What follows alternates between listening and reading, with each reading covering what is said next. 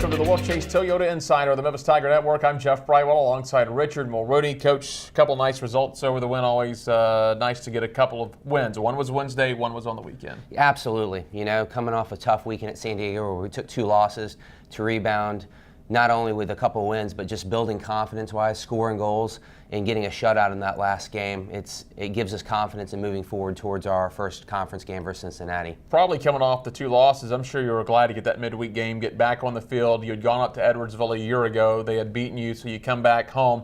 You get Edwardsville at home 2-1. Absolutely, yeah. We had a bad taste in our mouth from that San Diego trip, so no better way to get rid of that than another game and a home game. And it was a tough one. Obviously, SIUE has always been a solid opponent.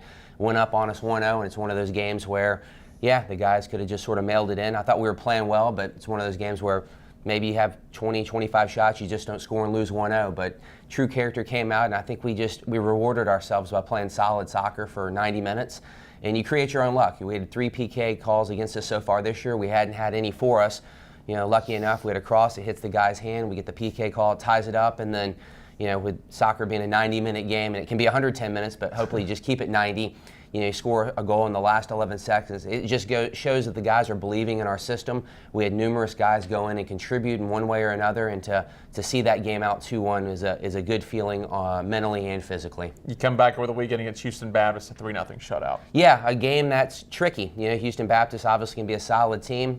They've beaten some good opponents this year. Sunday afternoon, 6 o'clock, you know, don't want to start overlooking that game for the fact that you have Cincinnati the next weekend. The guys came out and again put in another 90-minute performance, and you know, we were able to get an earlier goal, which opened up the gates a bit, and again, we're able to rotate some minutes, let a lot of guys play. 3 different players scored, and I think that, you know, that game put us over a total of how many goals we had last year for the whole season. So again, building confidence offensively, got a shutout, and couldn't have asked for a better result against a solid Houston Baptist team. Talk about a couple of your players falling Rookie of the Week. Carlos Hurtado got on the honor roll. Burke's been great. Obviously, freshman year, getting a ton of minutes, learning by fire. He makes his mistakes, but having said that, he usually only makes it once and learns from it. He's a handful. He goes at players one-on-one. He's the type of player that is very competitive, good on the ball, and just he adds a dimension that we have in Raul in a bit, but a lot of other players don't have that. And I think on the outside, when he goes one-on-one, he's able to create for us and put teams on their heels. With Carlos, again, very technical player. He actually didn't start Sunday's game for the fact that he's been getting a lot of minutes all last year or late in the year, and then through the spring he had a groin injury, so we wanted to make sure we maintained his minutes, but accepted his role, came off the bench, took free kicks, as well as played a left midfield role because Adam was our starting left back in that game.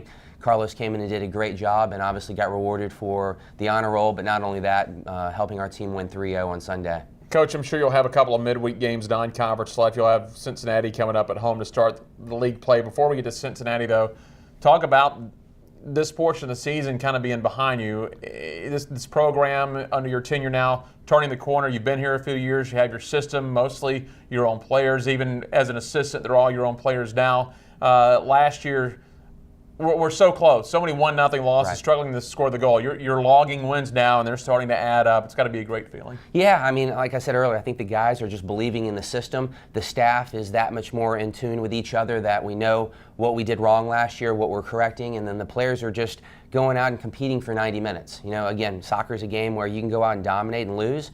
You can go out and be dominated and win. But for the most part, if you go out and play the system that we are showing right now and individually holding ourselves accountable technically and tactically, you're going to get more results than not, and that's what we're seeing right now. So we've got a good confidence going into the conference first game versus Cincinnati, but at the same time, our out-of-conference schedule, I think, has served its purpose. That we've had our ups and downs, we've had our challenges, the adversities, but we've had some highs as well. We've had a lot of shutouts, we've scored a lot of goals, and we're starting to put 90-minute complete performances in, which, you know, I can only think of a couple games. The Fullerton game, we only played for 30 minutes. It was disappointing at Georgia State where we didn't show up really at all. You know, you learn from those, and the guys are starting to believe in that, you know what, we can do this for 90 minutes, and we're good enough to get wins. So, you know, moving into the Cincinnati game, we're confident with it. We're not cocky by any means because we're still know it's a long way, but we know 3 points is of the essence for Saturday night, and obviously Cincinnati wants that too. And we're gonna go as hard as we can to get that, and hopefully the result will fall our way. Cincinnati, 7 o'clock Saturday at Mike Rose. You talk about Cincinnati. The players a lot of times don't get it. They're young guys. They've not been around for a long time. But for fans and Memphis fans and Cincinnati fans, you go back to the 70s in the Missouri Valley Conference, into the Metro, Great Midwest, Conference USA, back with the American. These two schools have gone at each other for a long, long time. Yeah, it's great. Obviously, you're seeing with the conference realignment, some teams don't get to play each other a lot. Cincinnati's one that, as you say, it goes back to me growing up in the Great Midwest or Conference USA or whatever it may be. They're well coached. They're always a handful in terms of going forward. Defensively, they're organized.